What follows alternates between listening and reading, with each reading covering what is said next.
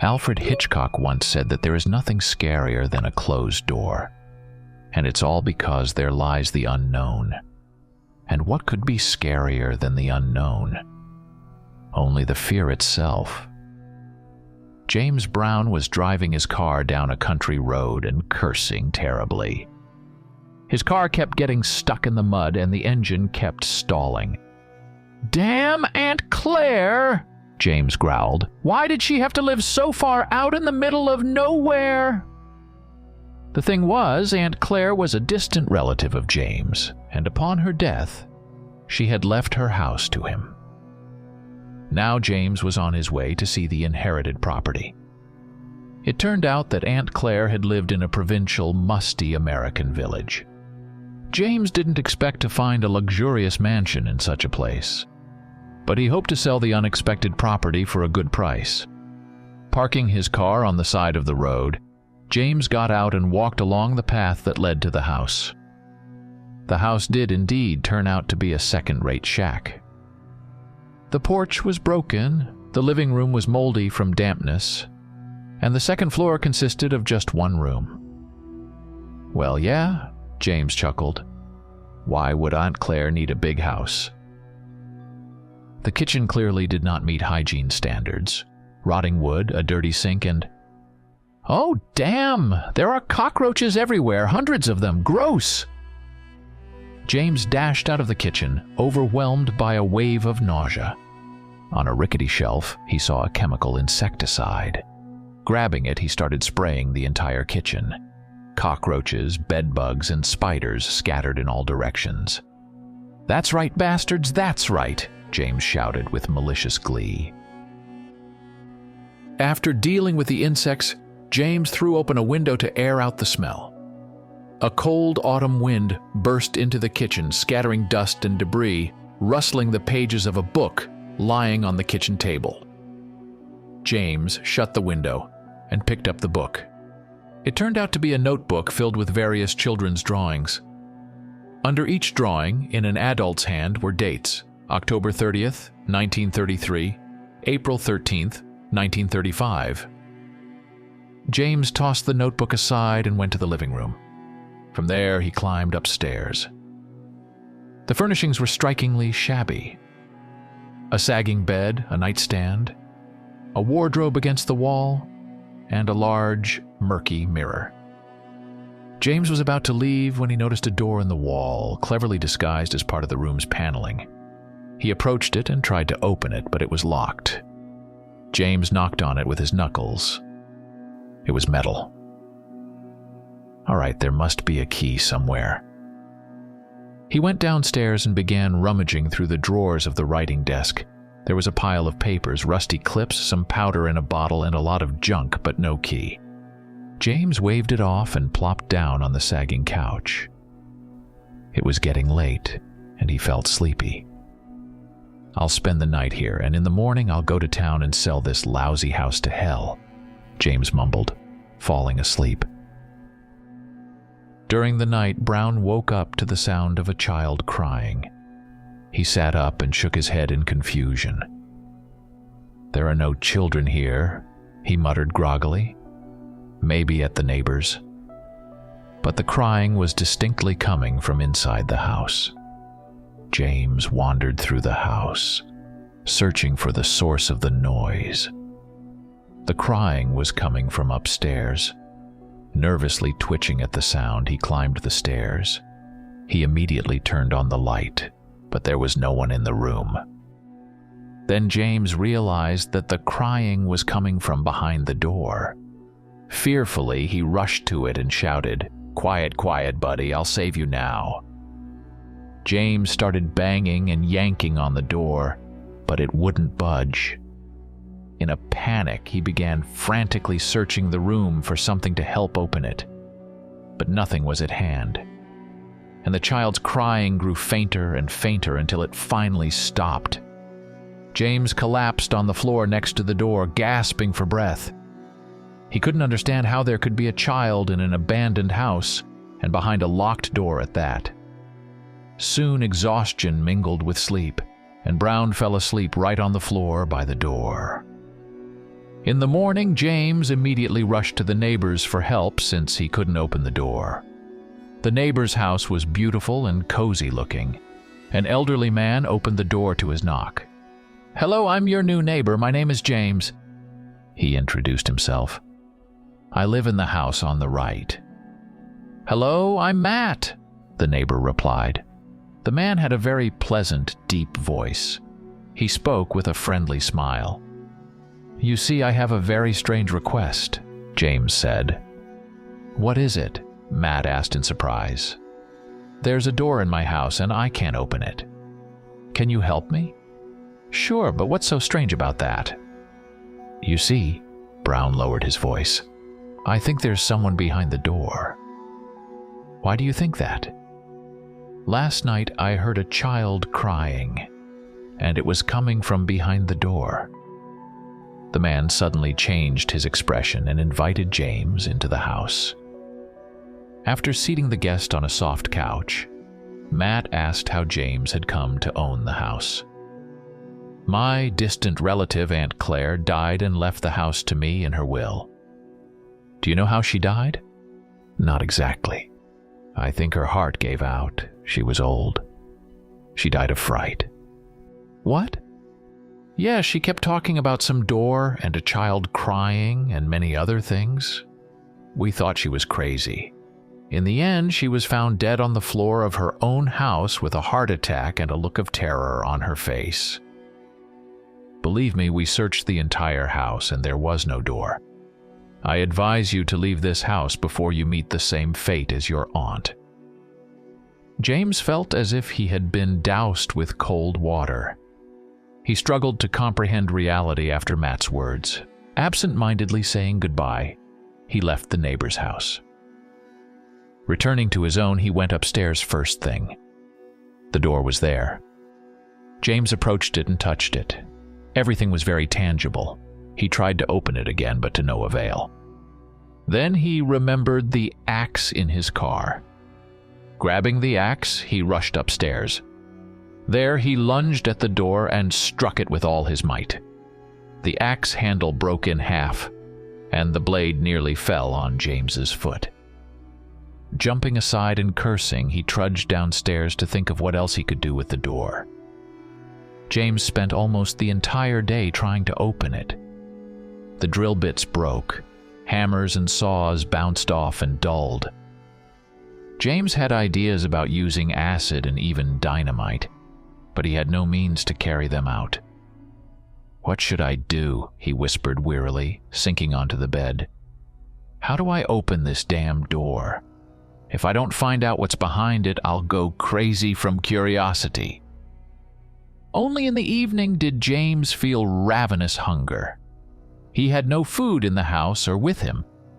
He managed to find a small store and bought something to eat.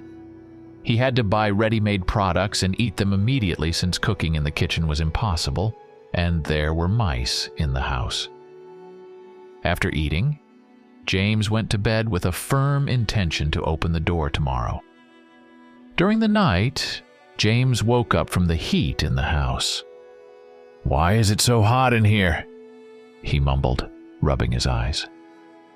When he woke up, he screamed in fear. The whole room was engulfed in flames, and behind the door the child started crying again. But this time he was screaming, "Mommy, Mommy, save me, save me, now, now!" James mumbled. He darted around the room, not knowing what to do, and the fire grew stronger and stronger. It had already cut James off from the exit and the window. James was pinned against the cursed door. The child behind it kept crying and wailing. James decided it was over and closed his eyes so he wouldn't see his death. But at the moment when the flames were already licking his cheeks, and the child was screaming like he was being slaughtered, everything suddenly went silent and became as cold as it had been. James cautiously opened his eyes. There was no fire, everything was quiet, and no one was crying behind the door. "I'm going crazy," James muttered, grabbing his head and collapsing in exhaustion on the bed. He slept without any incidents until morning. When he woke up, he ran back to the neighbors. "Hello, it's me again," James said to Matt, who opened the door. "Oh, it's you," Matt sighed heavily. "Did something happen again?" "Yes, I want you to come to the house and tell me if there is a door or not." "All right," Matt said resignedly. "Let's go." James and Matt went into the house and climbed to the second floor. "Here's the door," James said. Matt approached the spot and touched it.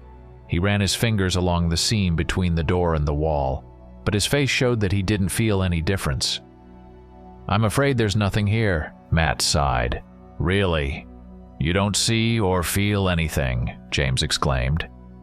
"I've already told you, and I'll say it again. Leave this place as soon as possible. Maybe there's something wrong here, so why do you need this? Sell the house and leave." James absent-mindedly thanked Matt and saw him to the door. Closing the door behind him, James slumped onto the couch. "Maybe Matt is laughing at me or I'm going insane," he thought. From exhaustion, James fell into a deep sleep. When he woke up, it was already dusk outside. "No, I won't spend another night here.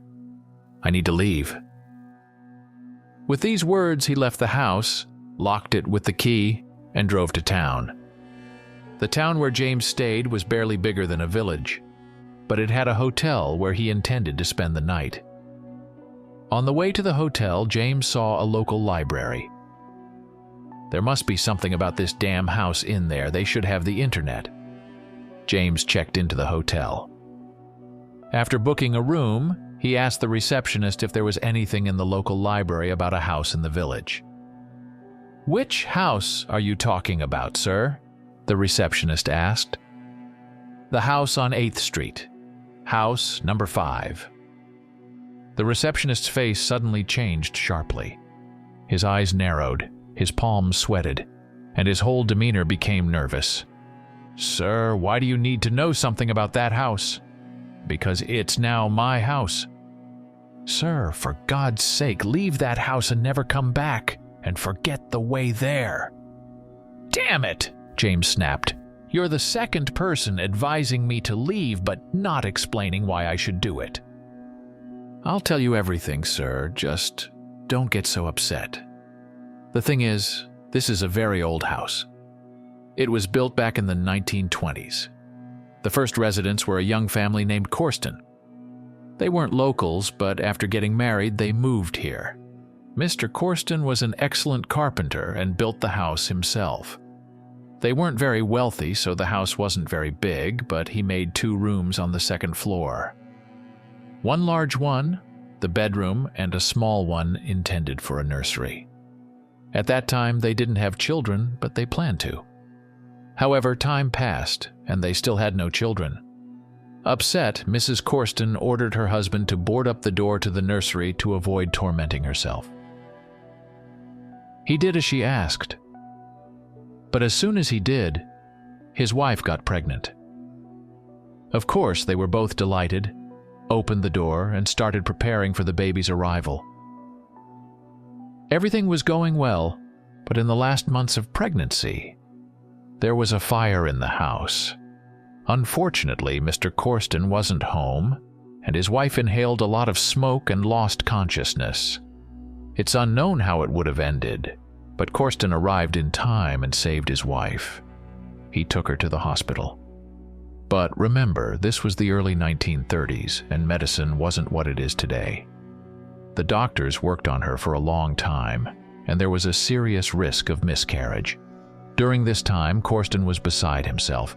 He left the hospital and started walking around it. Then some old woman approached him.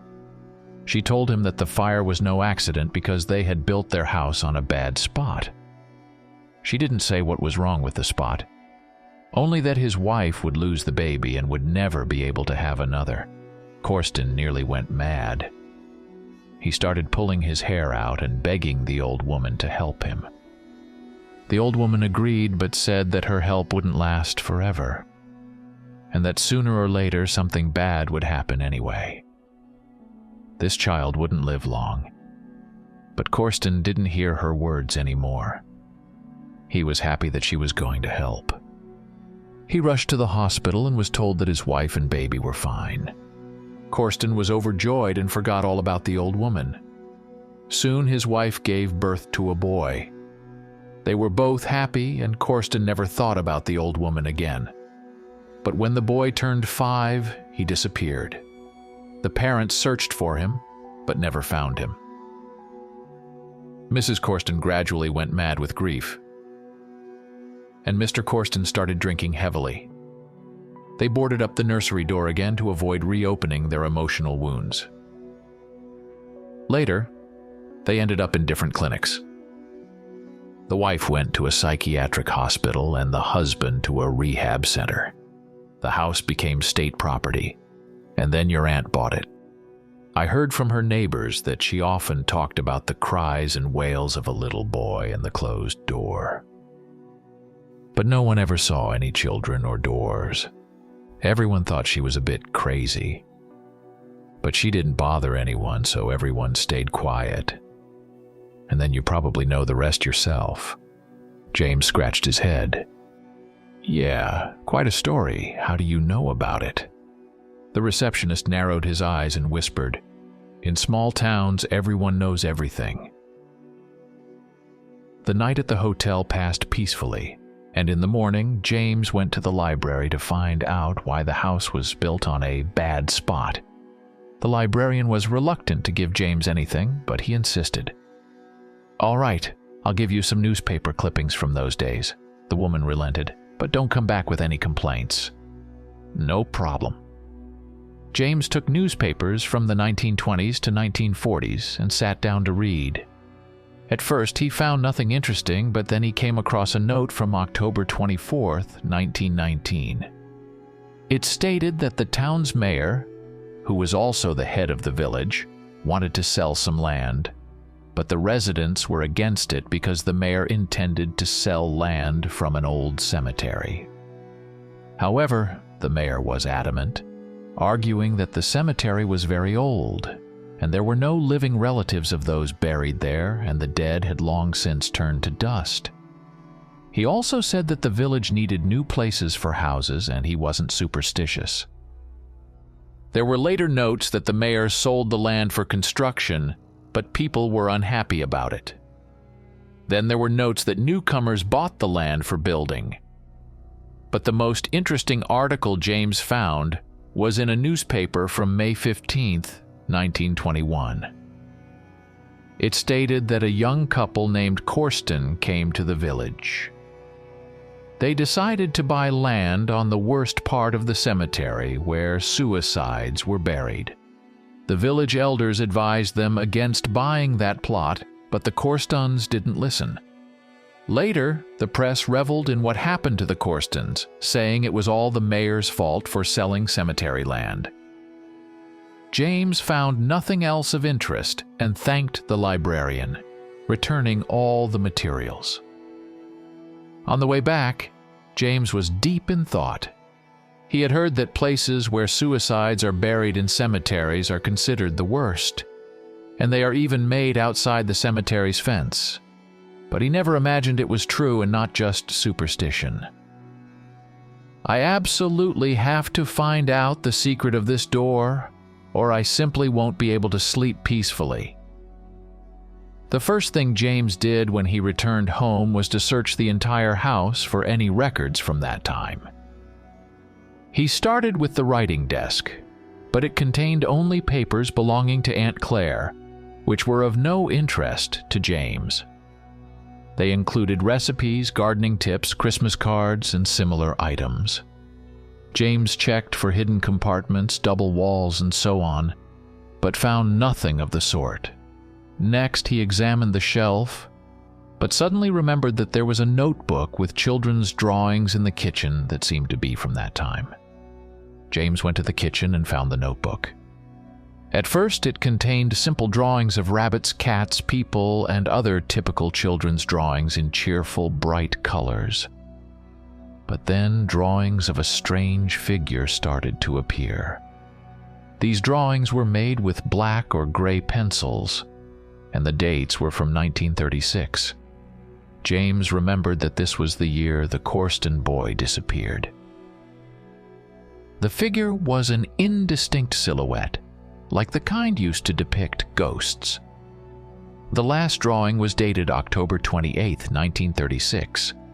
After that, there was nothing more. These drawings made James uneasy. He set the notebook aside and looked out the window. It was already getting dark.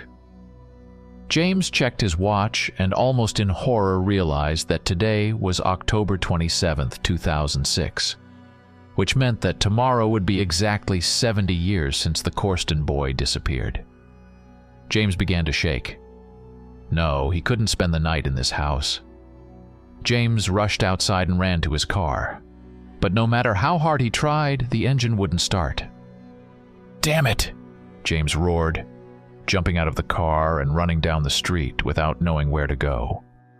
But where could he run, being several hundred kilometers from his hometown? Very soon, he was out of breath and turned back towards the house. By the time he reached it, it was completely dark. Sighing heavily, James pushed the door open and went inside. The house greeted him with darkness and oppressive silence. Without knowing why, James went upstairs. There, he approached the cursed door and slammed his fist against it. The door responded with a dull sound. "Damn door!" James roared. "I will uncover your secret even if it costs me my life." There was no sleep. James sat on the floor, his back against the door, staring into the time-fogged mirror opposite. A dim light bulb hung from the ceiling, and James saw everything in minute detail. Suddenly the light flickered and went out. James jumped to his feet. "What the—" James didn't finish his sentence, as he saw the image in the mirror begin to change. The room remained the same, but everything in it was different. The furniture was new and fresh. James moved closer to the mirror to see what was happening. He himself was not reflected in the mirror, but other people appeared. On the bed opposite the mirror sat a woman about 35 years old. She had her head in her hands, her fingers tangled in her hair. Then the door leading to the first-floor stairs opened and a man entered. The woman raised her head at the noise and screamed when she saw the stranger. "Who are you? How did you get in here?" she demanded. "Don't be afraid of me," the man reassured her. "I mean you no harm. On the contrary, I want to help you. I know about your problem. I know you want a child but can't conceive. I can help you." "What are you implying?" the woman asked indignantly. "I have a husband and he—" The man interrupted her. "Please listen to me. Your house is built on land where suicides were once buried. Later, this cemetery was abandoned, and no one was buried there anymore. That's why the mayor decided to sell the land for new houses." "I didn't know," the woman whispered. "Don't interrupt. Before the mayor's decision, something happened in my family. I had a son, a little boy whom I raised alone because his mother died during childbirth. I had to work a lot to provide for us. I loved my son dearly. He was everything to me," the man sighed heavily. "One day, I was working in the garden, growing vegetables to sell, and my son was playing in the house. He was only 5 years old. I had no one to leave him with, so he was unsupervised. Then I heard a gunshot from the house. Dropping everything, I ran inside and saw—" The man's voice broke and he began to cry, but quickly regained his composure and continued. "I saw that my boy had been playing with a gun. It was loaded and he shot himself. I almost went insane at that moment. I didn't know what to do. Running around the house, wanting to get a doctor, but then I realized it was too late. It dawned on me that I would be imprisoned for negligence, for leaving a gun where a child could reach it. I panicked again. I didn't want to go to prison. Then I had a revelation. I decided to bury my boy in the old cemetery to avoid witnesses. I did so. At night, when everyone was asleep, I took his lifeless body to the cemetery and buried it myself. Then I reported to the police that my son was missing. The police searched but found nothing and dropped the case. Later, the mayor ordered the land to be sold. I was very nervous about it. Plus, I missed my son terribly. One night, coming home from work, I met an old woman. She immediately told me she knew about my grief and how to help. "Your son will be reborn to new parents, but he will be an exact copy," she said. "Wait until a new house is built where you buried your son. Then wait until their despair matches yours, and then go to them and do as I tell you." That's what the old woman told me. And she also told me how to ensure you have a child. But without your consent, I can't do anything. "If you know for sure how to make me pregnant, then tell me," the woman declared without hesitation. "All right, you asked for it," the man replied. All this time, James had been watching the scene in the mirror as if it were a movie. He was glued to the mirror, feeling that he was about to see the entire secret unfold. Meanwhile, the images in the mirror began to change. James saw that the woman and the man were now standing outside with the man holding a shovel. "I remember exactly that we need to dig here," the man said, pointing to a spot. "Well, dig then," the woman said nervously. The man thrust the shovel into the ground near the house's foundation and began to dig. James swallowed hard, guessing what they intended to do. The man had finished digging and descended into the hole. A moment later, he surfaced, holding a small wooden box, darkened with age. The woman helped him lift the box out and climb out himself. The man bent over the box and was about to open it. "Are we really doing this?" the woman muttered.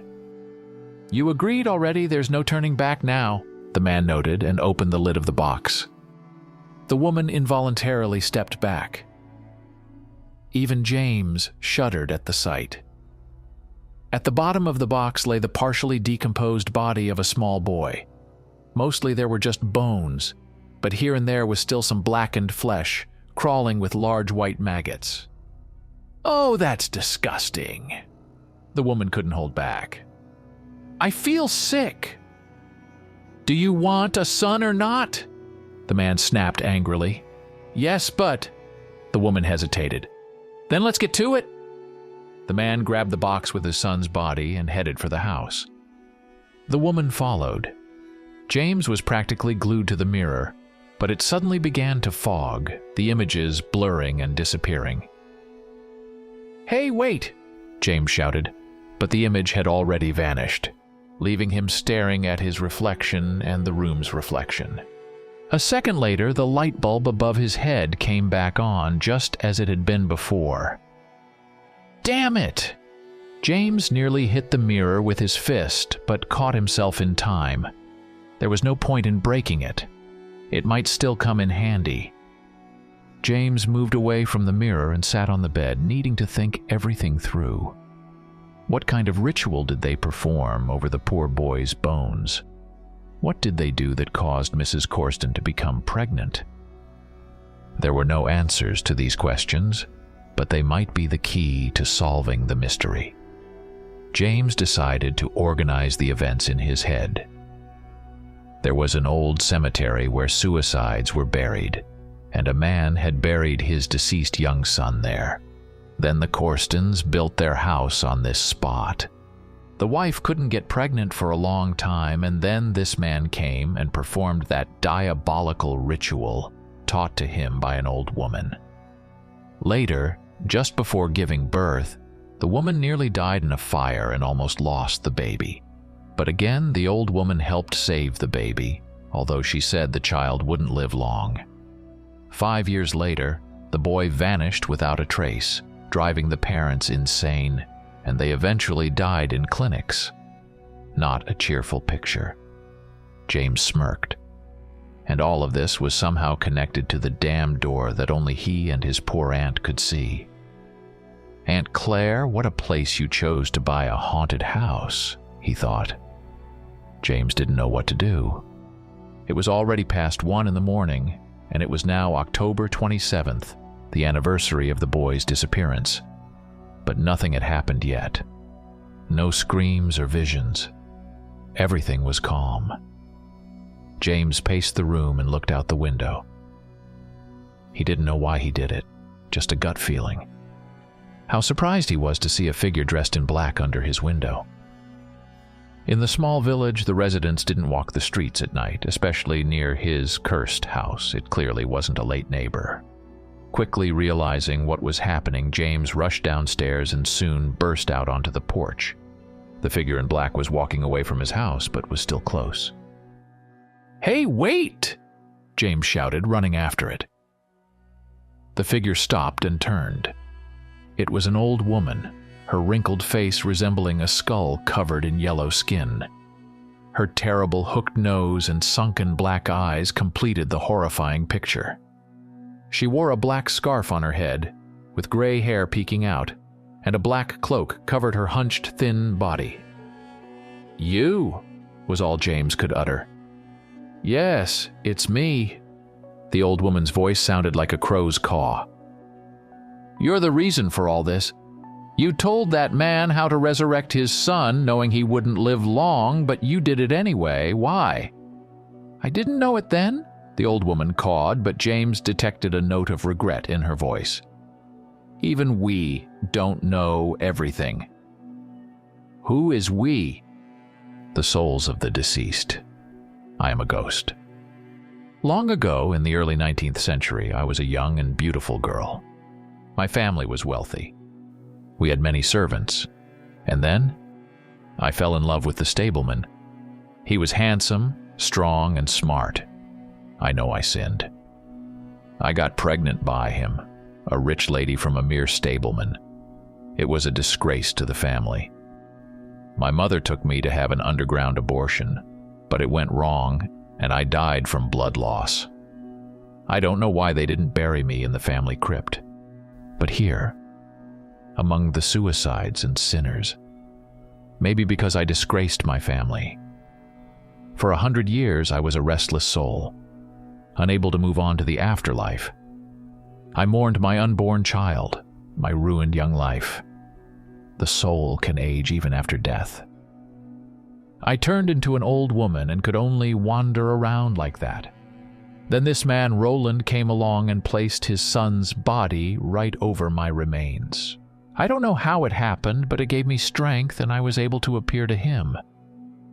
I knew what needed to be done to resurrect his son from the dead, even at such a cost. I wanted to help him. I had lost a child myself. But it was dark magic.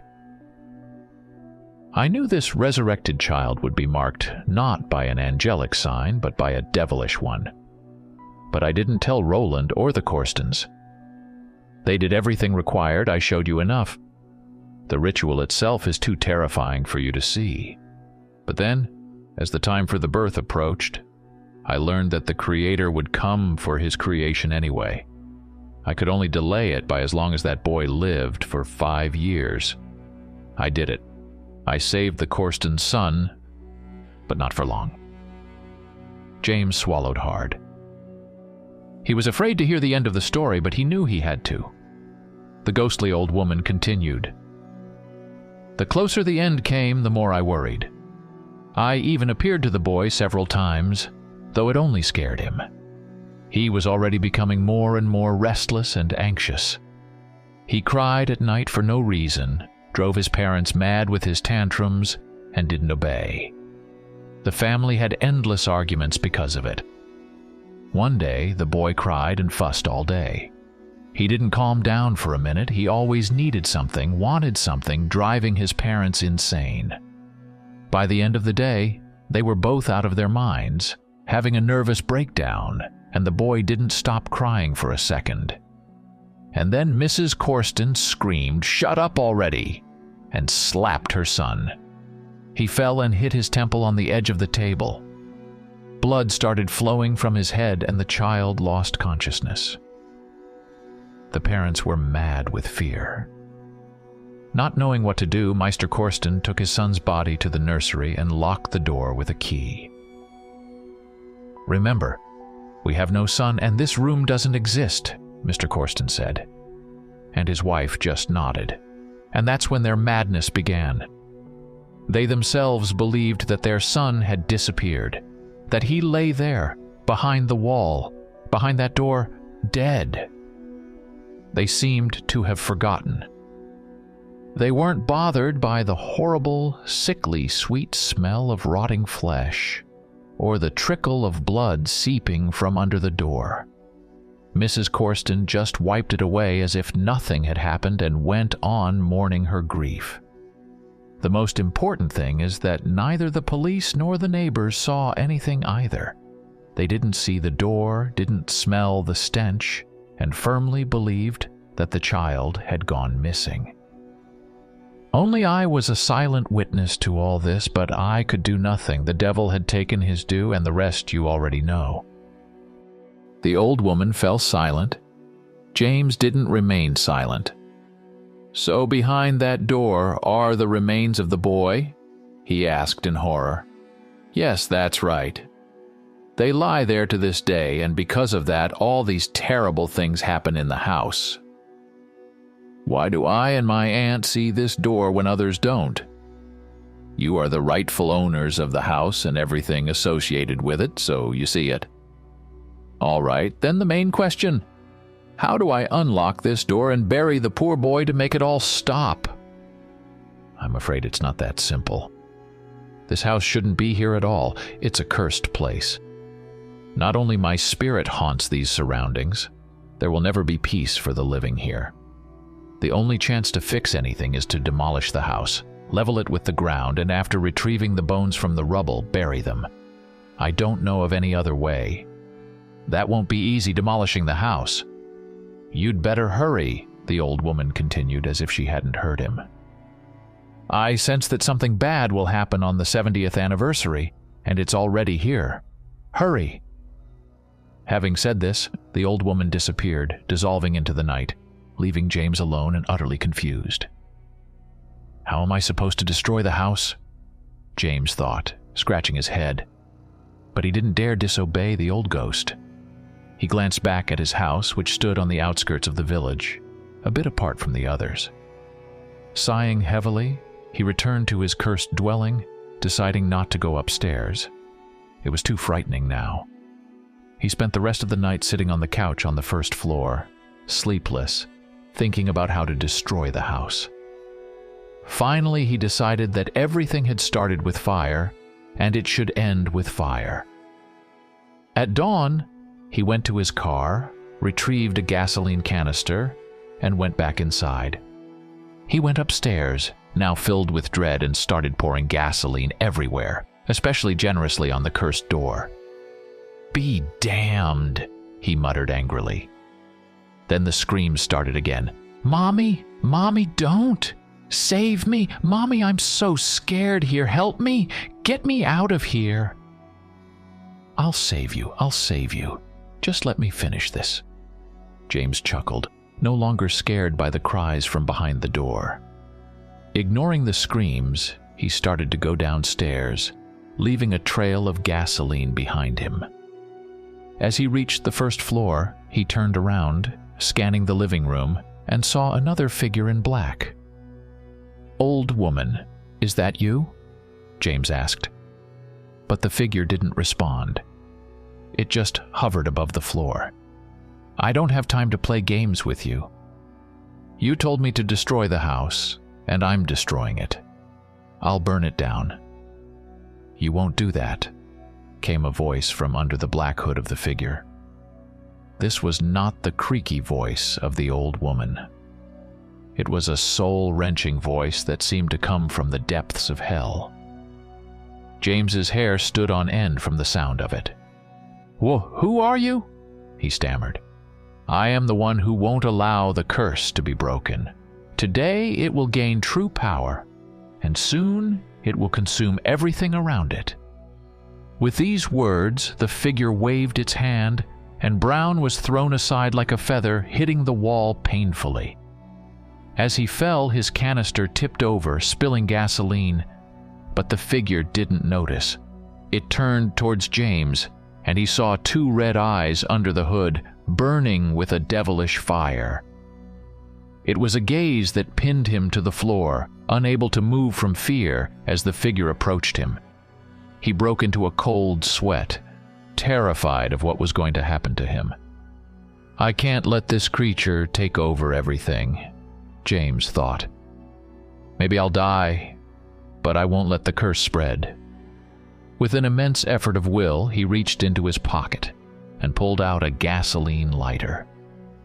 The gasoline from the canister had already formed a large puddle and was almost reaching James. The figure was close now, reeking of decay and death.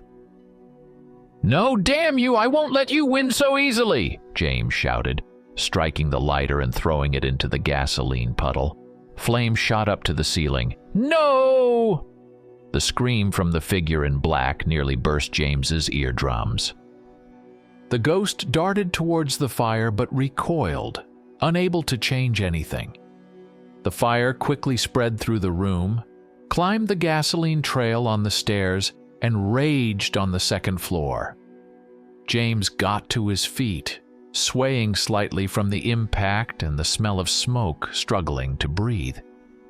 He tried to make his way to the exit, but the figure blocked his path again. "You won't leave here so easily, human. You are destroying the house, but it will become your grave." "We'll see about that," James said, trying to rush past the ghost, but he was thrown against the wall again, hitting it even harder. At that moment, one of the ceiling beams fell, blocking the exit. "Die, human!" With these words, the figure disappeared into thin air. Everything blurred before James's eyes. He was suffocating from the acrid smoke, his eyes burning from the fumes, and his skin was already being scorched by the heat. There was no chance of getting out now. The door was engulfed in flames. Debris was everywhere. It was a miracle he hadn't been crushed yet. With his last bit of strength, James got to his feet and saw a window. It was still possible to get to it. Wrapping his head and hands with his jacket, he ran through the burning corridor and jumped at the window. He grabbed the handle at first, but quickly let go with a cry as the metal burned his hand. Wrapping his head again, he charged at the window, smashing it, and fell onto the lawn outside the house. Choking on smoke, he crawled away. Reaching his car, James hid behind it and passed out. James woke up in someone's house. He was lying on a couch in the living room. He tried to sit up quickly, but his head spun, and he lay back down with a groan. "Oh, James, you're awake!" His elderly neighbor Matt leaned over him, with a kind-looking old woman beside him, presumably his wife. "You found me and brought me here. Thank you." "Yes, you were lying near your car," Matt's wife said.